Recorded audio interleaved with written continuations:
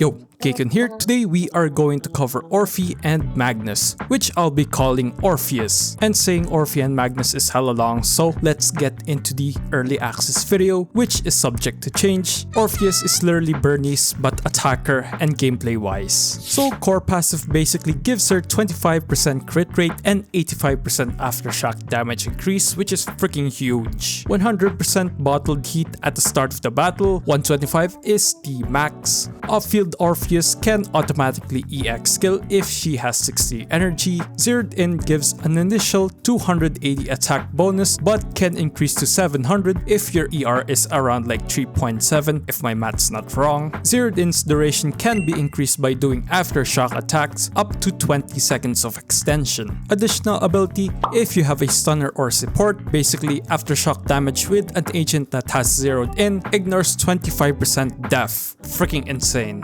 Basic attack, dodge, parry doesn't really do anything special unless you're like main DPSing Girl, then I guess it's okay. EX skill, if you hold it, she will fire a laser beam and release all that bottle heat and give everyone zeroed in. It can parry and has anti-interrupt so that K-Kunnnn won't get a beating and waste your buff. I guess's press EX skill, which shoots a laser beam upwards, can grant you 20 bottled heat. Occasionally you just want to swap into her and then EX skill and then swap up her. Her chain gives 20 bottled heat and her ult gives another 20 bottled heat and triggers a quick assist to your DPS.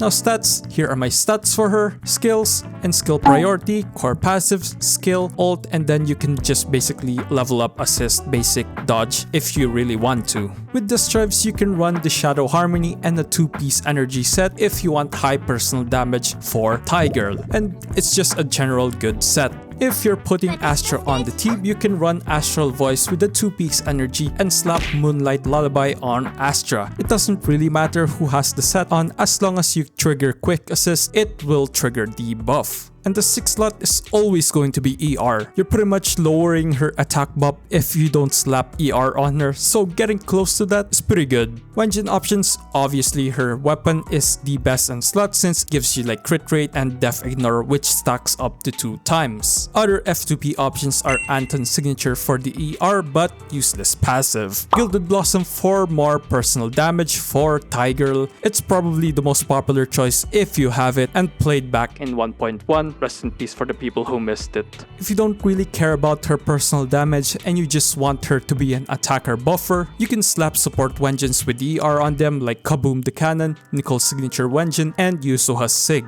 Now teams. The best one you can slap her on are Sambi, Trigger or Astra, and Aegis. This basically is her strong team with Sambi extending the duration of zeroed in. You'll have a comfy time with this team. If you slap Astra into the team, you can use Astral Voice on Aegis and Moonlight Lullaby on Astra for a Giga Min-Max team. Another notable one is Seed, Astra or Trigger, and Orpheus. Another solid team with a bit of a caveat of being a little bit more sweaty since you can't really extend the duration of zeroed in. Since Seed doesn't really use any aftershock attacks, you have to min-max and use it when you know you're going all out and doing a lot of damage and using those 12 seconds of duration of zeroed in to the fullest. Lastly, if you want to main DPS Orpheus, I'd say using like the quick swap spam with Astra and maybe lighter is somewhat viable, but if you have her Mindscapes, this will be more feasible. And speaking of Mindscapes, if you're thinking of swiping for Miss Girl, her M1 and M2 are great for supporting the team, with M1 ignoring fire rest and now zeroed in gives a 20% damage bonus. M2, when you do an aftershock with Orpheus, you get 65 decibels with a cooldown of 4 seconds, and when you ult with her, the attack is increased by 20% for 45 seconds. Now let's get into the pros and cons. Pros, she's basically a 2-in-1 character, attacking and buffing. Easy to play, you literally just have to press EX skill occasionally. Easy to build and flexible, you can slap on Astral Voice or maybe the general set for personal damage, which is Shadow Harmony. She has a lot of F2P Wengine options, especially Anton's signature, Gilded Blossom. Those are pretty good and you can pretty much run like any support Wengine as long as it has ER on them. And she's probably going to be a staple for Aftershock teams in the future and right now. So getting her now can pretty much set up your account for maybe Sambi or maybe other future Aftershock carries. Now on to the cons. Short buff duration on non-Aftershock teams, especially if you're running Seed and like Eve, you really have to mid-max just to get like the full damage ratio of Orphie and her buff. She's the first character to want a lot of ER on her kit to maximize the zeroed in buff